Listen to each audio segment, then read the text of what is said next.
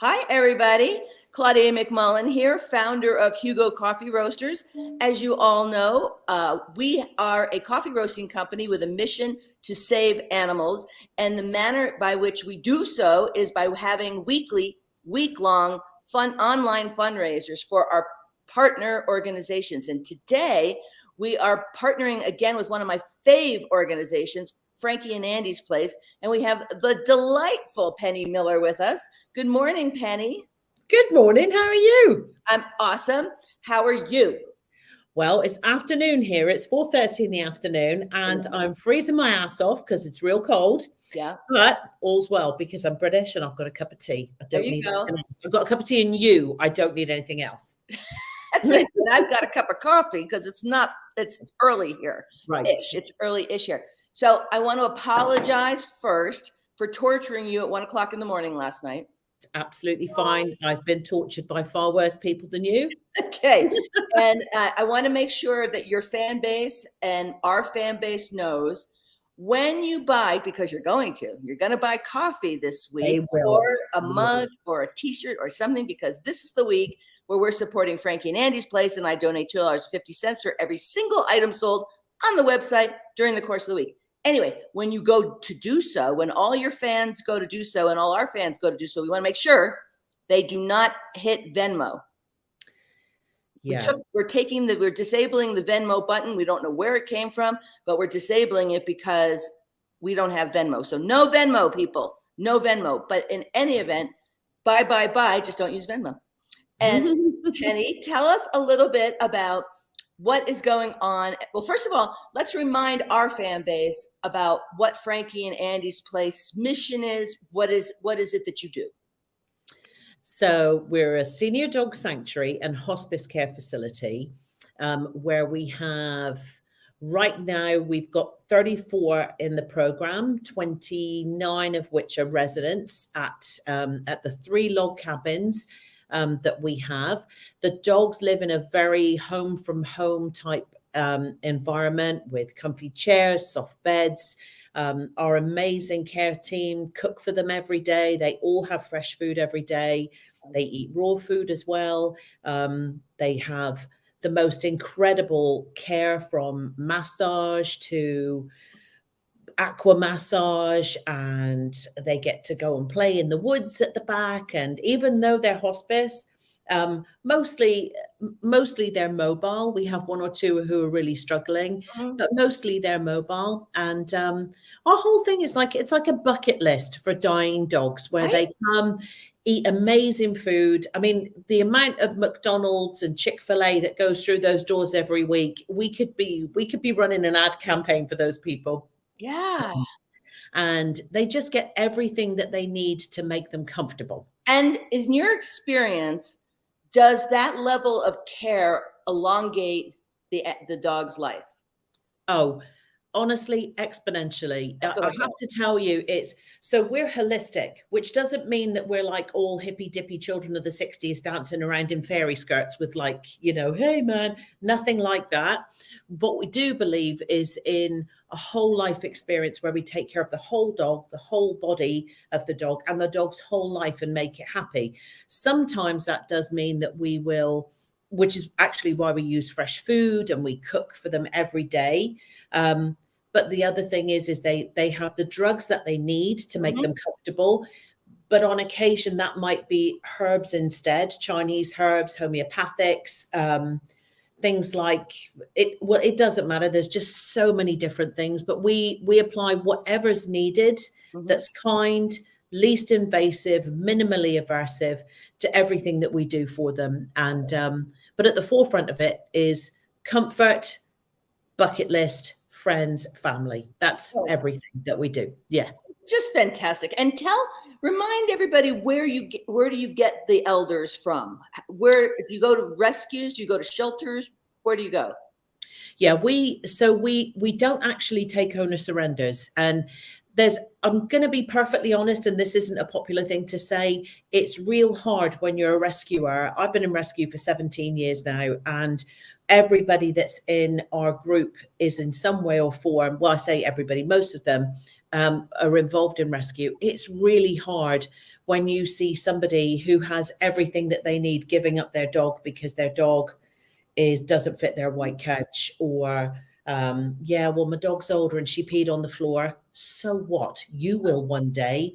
It's like, it's very hard for us. So we shield ourselves really from dealing with owners, and we pull from rescues and shelters, licensed rescues and shelters.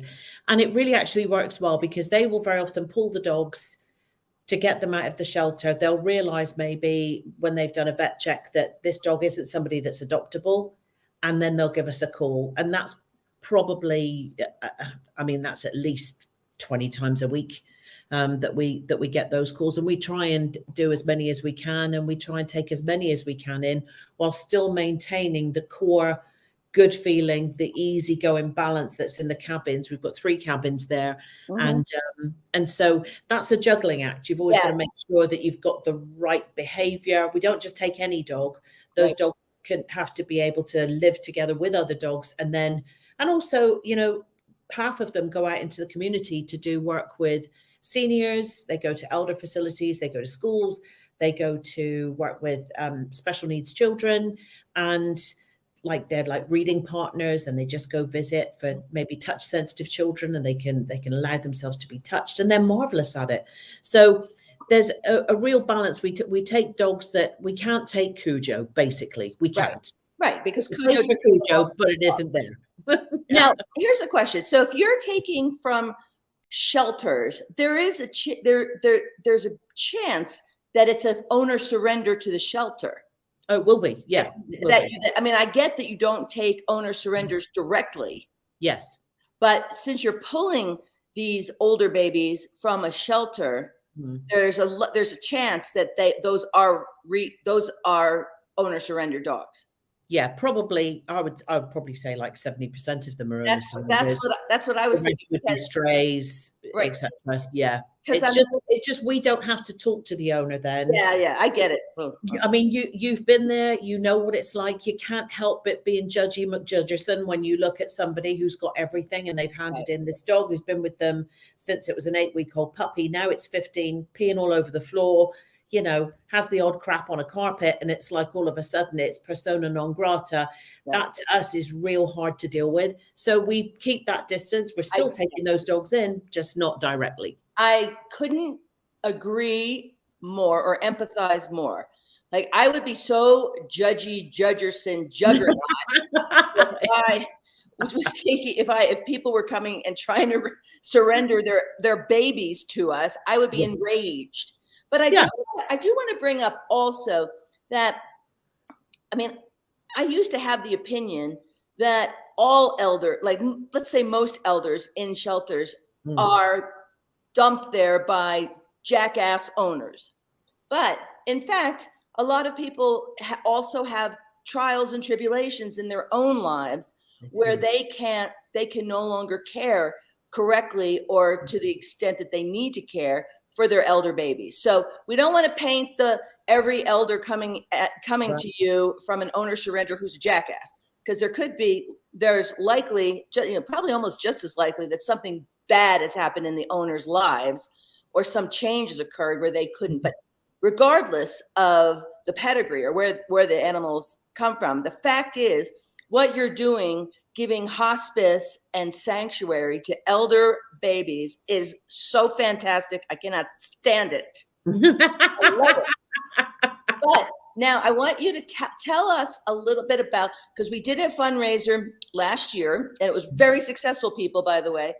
The Frankie and Andy's Place fundraiser was neck and neck with the cats. Yeah, we don't like being neck and neck with cats. Yeah, you're cats are evil. They're planning world takeover. We don't trust them. We have to beat the cats this year. We got to. Okay. And now we have a few more items on the website. We have a plushy, squeezy dog toy, and we have a dog bowl. And we're going to be populating our website with more options going forward. But currently, we have mugs, we have T-shirts, we have hats, we have plush toys, blah, blah, we have coffee, fantastic coffee. But tell us what has happened. Any changes, any new news from Frankie and Andy's Place that's occurred since we last chatted? Oh gosh, yeah. So, well, the first thing is last year, if you remember, our focus was on Buster Rhymes had just come in. If you remember, Beth reminded me yesterday, Buster Rhymes had just come in, and he actually, I don't know if you saw our post, but Buster Rhymes made sure that he was in yesterday's big announcement that it was the start of Hugo's week by flashing his Oh, I saw. his Yeah, butthole. I was going to say the other word, but I kept it clean. Family show. yeah. Yep. He flashed his butthole to the camera. And let me say, it's dazzling and it looks better than it did in June. So we're doing something right. There you go. Definitely. There you Our go. big news this year is, so we've changed it, not changed, we've kind of expanded a bit, obviously with the numbers. We brought about, because we can't take owner surrenders and because that's so hard for us, what we have noticed is that with a few tweaks, a lot of people can actually keep their dogs in their homes if they just make a few adjustments. So, we have people who say to us, my old dog's slipping all over the floor. I've got issues with, I can't take up my hardwoods because I'm in rental accommodation. I have to hand my dog in. I've got to find a great home for that dog. So that's when we'll say, well, hang on a second, $40 worth of yoga mats laid over the floor is going to solve that problem. If your dog pees on them, it's okay. If your dog's not going to slip on them, things like that. Or, there's medication needed for, that's my agent, wants 10%. Yeah. So it could be somebody with a chronic issue that they can't afford the medication for, but because it's something that we've dealt with at the cabin, a big one for us is hemangiosarcoma. And I'm not saying that we're better than vets or anything like that, but we do have a lot of dogs that will come to us having been signed off as like, take that dog home to die. And because we will use a different protocol that's completely herbal, we've actually had one dog that lived 32 months post-diagnosis. And so we can say, look, you don't have to do a $5,000 splenectomy. You don't have to do this, that, or the other. You could try this. It's not, you don't have to put your dog down now. There are other options. So we use a lot of the lessons that we learn every day working with the dogs, and we pass that on now. Our website is Senior Solutions at Frankie and Andy's place. Oh, that's great. And so we do that. We basically, if people need help, we'll help them. But new for this year, and this is breaking news, you're first to get this. Excited. Oh, you should be. It's because of the situation, the financial situation, everybody being in crisis at the moment to unprecedented levels with inflation going through the roof, etc. We are this spring, we are going to open up a food bank. Oh, great. And we're going to open up a food bank at Frankie and Andy's place, and that will help small rescues who maybe can't afford their dog food. That's one thing. But also, thanks to Jen, one of our ladies she's actually our admin manager. She said to us, you know what, we took a dog in, a homeless dog in a few months ago. His name is Yogi Berra, and he has been a bit of an inspiration to all of us because he was living on the streets for 14 years with his owner, and his owner loved him so much, but just did not want to pass him up. But at the same time, he was going to die if he didn't. So we passed him over to the shelter. The shelter called us and said, this dog needs a home. We took him in, and he's become like our muse. We realized that there are homeless people out there that can't afford things that they need for their dogs, resources, blankets, dog coats, sleeping bags, whatever. Jen wants to take it upon herself to kind of bring in all the coats in the world, every coat in the world that was ever made for a dog, blankets and things like that. We're going to get in food. We're going to get in basically everything that we can, because we get offered a lot of stuff. Sure. But we can't take it because we feed like dog food, and we feed natural food. You feed real food. We feed our food. We feed homemade food every day.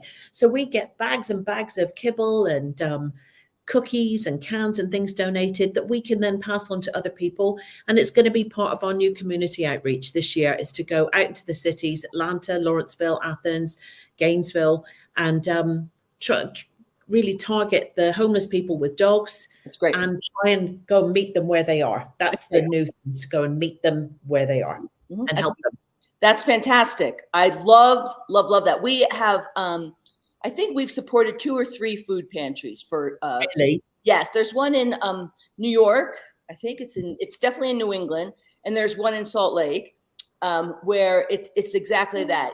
It is toys, it's blankets, it's food, it's all the things that dogs love and people and need, and the food bank gives it to the rescues to give to their residents.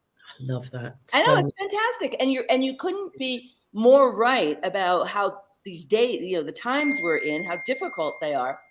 And it's Kobe Henro in New York. Do you know Kobe Henro? No, but I'll be looking that up. I will definitely be looking that up. I'd like to reach out to them and get some advice, because everybody helps each other in rescue, as you well know. That's right. And Kobe Henro is fantastic. We love them. I think we've done more than one fundraiser for them as well.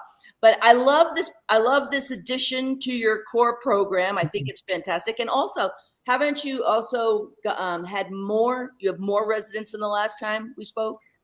Yeah, the last time we spoke, I think we had 26, and we're now up to 34. We've got some in foster, and they're only in foster just because, typical thing. They fake their passports to get in. They say, I'm like 27 years old and I'm like dying. We get them in. Then we realize that they're like 3.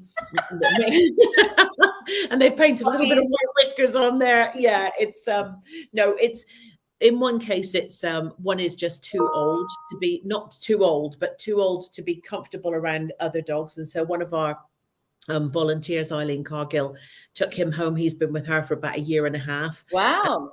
Yep. And then Jan Vaccaro has taken in another dog called Emma Thompson, sorry, of course, gotta be. And then we've got another one, Kate Beckinsale, who lives down in Florida. And I know it's crazy, isn't it? Little tiny thing. She was only going to live for like 3 or 4 months because she's got mammary tumors. It's already been 1 year. Wow, and that's great. It is. It's wonderful. It is absolutely wonderful. So we're growing, and we've got another few. Sadly, we lost 3 dogs last week, which is unprecedented for us. We don't normally lose 3 in a week. And I promise it wasn't through carelessness. It really wasn't. Oh, I'm sure. Geez. No, I mean, we didn't just leave them somewhere. No, so we lost 3 dogs last week. And so we've got 3 spaces to fill, and they will be filled by the end of this week for sure. I bet they will. If not by the end of today, for God's sakes. Exactly right. Right? Okay, so Penny. Yes. Now, remember, you almost were, I think you were neck and neck with the cats last time. Yeah. We got to do it again. Fight and talk, Claudia. This is fight and talk. It's fight and talk. We got to do it again. And we have more items. So this is the call to action for the Frankie and Andy fan base to buy more coffee, because I'm sure you're finished with the coffee you bought the last time. Yes. Or buy a plush toy or buy something, because we want to write Penny and Frankie and Andy's place as big a check as we can on Monday. So now tell us, for example, I'm going to go big. I'm going to say, what would $1,000, if we donated $1,000, what kind of impact would that have? Honestly, that would help us we're going to get a container, and we literally, every penny that we've got right now is spoken for. And so this is our big push to get a container. The container is $6,000. That takes a massive chunk out of our drive to get a container to put our food bank in. I mean, I was wondering what you're talking about, a freight container. Yeah, that's what we're going to do. We're going to put it on the premises there so that we can lock it up, and it'll be safe from the elements as well. And then obviously people can come in and as they need, and our staff can help them out. But yeah, we need something to store everything in. And that's our big drive, our big push for the spring, is to raise the funds for that. So I love that. Anybody out there wants to donate so that we can help not just the seniors at Frankie and Andy's place, and not just increase what we're doing at Frankie and Andy's place, but also save the dogs on the street, or help the dogs on the street, the people who love those dogs but can't afford to feed them or keep them warm, and also families that are struggling with their food bills, because that stops them from taking dogs to the shelter. If they get their food, they get their supplements, they get things that they need, toys, etc., that stops them taking their dogs to the shelter, and that solves a huge problem. And oftentimes, life throws you a pile of crap at times, but then you get out, it gets better. That's So, exactly you know, right. it Everybody helps, needs friends to help them through. right? When, And it when helps, get it into the helps fan. people in a rough patch keep their beloved pet by giving the food and medicine and whatever else that pet needs during that interim difficult time. Yes, Which exactly. is fantastic. And I have an idea for the future for you. Go on then. Yeah. So this container, Yeah. food bank, espresso bar.